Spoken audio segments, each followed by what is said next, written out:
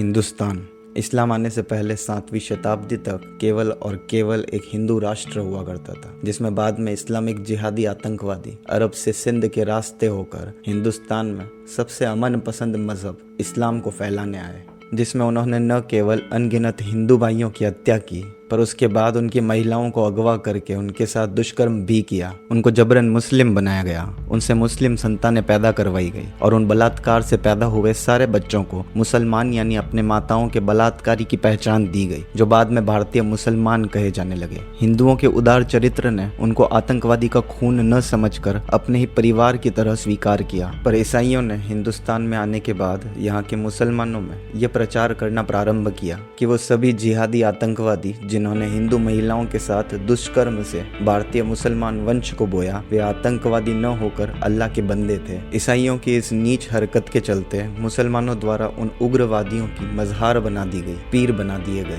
और तो और साईं बाबा के झूठे नाम से बड़ी ही मक्कारी के साथ उसको हिंदुओं में एक चमत्कारी बाबा के रूप में प्रचलित कर दिया गया, जो कि पहले गाजी बाबा हुआ करता था। गाजी एक हिंसावादी जिहादी यानी आतंकवादी को कहा जाता है। इसी दौरान देश से निकलने से पहले ईसाइयों ने 3 जून 1947 को भारत विभाजन की घोषणा कर दी, जो कि हिंदुओं का हुआ करता था, जहां दुष्कर्म से पैदा हुए मुसलमान भी हिंदुओं की शरण में समान अधिकार के साथ रहा करते थे। और 15 अगस्त 1947 को हिंदुस्तान के टुकड़े कर दिए गए, जिसको तोड़ने का कारण बनी इस्लामिक जिहादी मानसिकता और ईसाइयों की नीच सांठगांठ। मौलाना एक ऐसा आदमी जो इस्लाम को बड़े अच्छे से जानता है, वो आदमी जिसका सबसे पहला काम होता है जिहाद करना और इस्लाम फैलाना। एक ऐसा आदमी जो मदरसे में बच्चों को ये सिखाता है कि इस्लाम ही सच्चा दीन है, यहूदी बुरे होते हैं, मूर्ति पूजा पाप है, धरती चपटी होती है और भी बहुत सारी बातें सिखाता है। और दूसरी तरफ एक शिक्षा मंत्री, जाहिर सी बात है इतना बड़ा पद है शिक्षा मंत्री का, तो शिक्षा होनी भी जरूरी है। ज्यादा शिक्षित ना हो तो कम से कम 12वीं कक्षा तो पढ़ी हो, क्योंकि जो आदमी शिक्षण व्यवस्था यानी एजुकेशन सिस्टम को कंट्रोल करता है, देश के छोटे बच्चे क्या पढ़ के आगे का भविष्य लिखेंगे, अतीत को कैसे याद रखेंगे और बड़े होने पर आने वाली नस्लों को उनके बारे में क्या क्या बताएंगे, इन सारी बातों पर नियंत्रण करने वाला हो, उसका शिक्षित होना तो सबसे जरूरी है। अब सवाल ये है कि मैं एक शिक्षा मंत्री जो कि देश का भविष्य तय करता है और एक मौलाना जो कि जिहाद करता है और इस्लाम फैलाता है, इन दोनों की बात साथ क्यों कर रहा हूँ? तो जवाब ये है कि 15 अगस्त 1947 को विभाजन के नाम पर हिंदुओं को मूर्ख बनाया गया, ये बोलकर कि भारत में हिंदू रहेंगे और पाकिस्तान में मुसलमान, जिसका आधार ये था कि एक गाय को पूजने वाला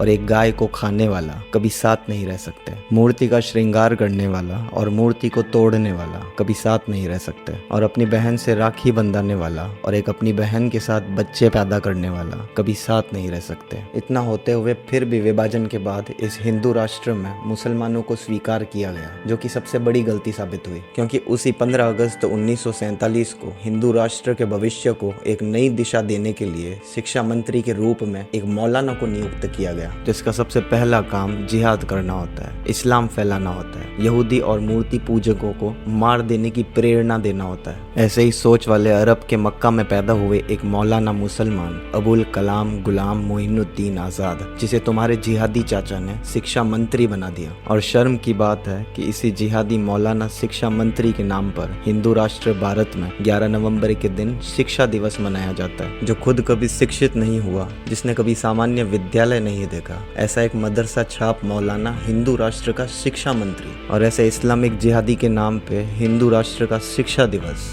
अद्भुत। और हिंदू राष्ट्र का शिक्षा मंत्री एक मौलाना, वाह क्या बात है। इस जिहादी ने शिक्षा प्रणाली के माध्यम से जितना उत्पात मचाया जा सकता था उतना मचाया। उसका गहरा प्रभाव हमारी आज की पीढ़ी में भी साफ साफ देखने को मिलता है। इसने न केवल हिंदू राष्ट्र के प्रमुख हिंदू योद्धाओं जैसे कि राजा दाहिर, जो कि इस्लाम और हिंदुस्तान के बीच सबसे पहली और मुख्य दीवार थे, बप्पा रावल जिन्होंने मुसलमानों से अफगान भी छीन लिया था, और 400 साल यानी तुम और तुम्हारे पहले की 7 पीढ़ियां और तुम्हारे बाद की 7 पीढ़ियों जितने समय तक हिंदुओं को इस्लाम और जिहाद से बचा कर रखा। ऐसे बहुत सारे शूरवीरों का इतिहास समाप्त करने के साथ साथ एक इस्लामिक जिहादी दैत्य जैसे कि औरंगजेब, जिसने अपने भाइयों को मारकर कैद किए हुए अपने ही पिता को अपने ही मरे हुए भाई का कटा हुआ मस्तक भेंट किया, और शाहजहां जिसने अपनी पत्नी मुमताज को कुरान के अनुसार खेती समझकर बच्चा पैदा कर करके मार दिया। उसके मर जाने के बाद इस पशु ने अपनी ही बेटी जहानरा के साथ 6 बच्चे पैदा किए। ऐसे पुत्री भक्षक पशु समान कुवंश से उत्पन्न उत्पन्न हुए दैत्यों का भारत के भोले हिंदू और उनके बच्चों के सामने शिक्षा प्रणाली के माध्यम से इतिहास के नाम पर महिमा मंडन किया गया। एक हिंदू से उसकी पहचान छीनने का प्रयास हर उस सभ्यता ने किया जिसको सभ्य समाज में बड़ी ही गिरी हुई और घिनौनी दृष्टि से देखा जाता है। जिनके पास विरासत के नाम पर केवल खून से भरा हुआ इतिहास हो,